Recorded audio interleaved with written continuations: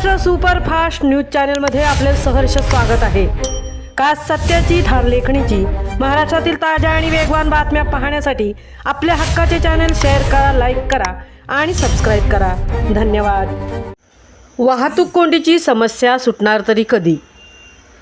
दिघी तामिणी मार्गे पुणे रस्त्याने कोकण आणि पुण्याचे अंतर कमी झाले हे जरी खरे असले तरी ताम्हिणी घाटातील धोक्याची वळणे, अरुंद रस्ता, तीव्र उतार, दरडींचा रस्ता, कमी उंचीच्या साईडपट्टी यामुळे अपघात सत्र चालूच असतं।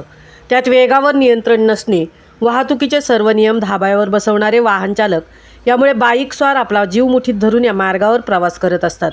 रात्रीच्या वेळी डोळे दिपवून टाकणारी तीव्र प्रकाशाच्या लाईट्सचे असलेल्या वाहनांमुळे ताम्हिणी घाटातील रस्त्यावरील प्रवास आणखीन धोकादायक ठरत आहे।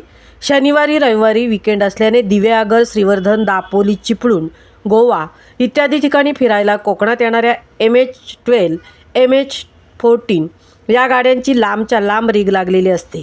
त्यामुळे माणगाव निजामपूर रोडवर वाहतुकीची कोंडीची समस्या खूप मोठ्या प्रमाणात जाणवत असते। मुंबई गोवा हायवेपासून 2 ते 3 किलोमीटरपर्यंत लांबच्या लांब रांगाच लागलेल्या असतात। माणगाव बस डेपोसमोर जर फ्लायओव्हर झाला तर हा प्रश्न कदाचित सुटू शकतो।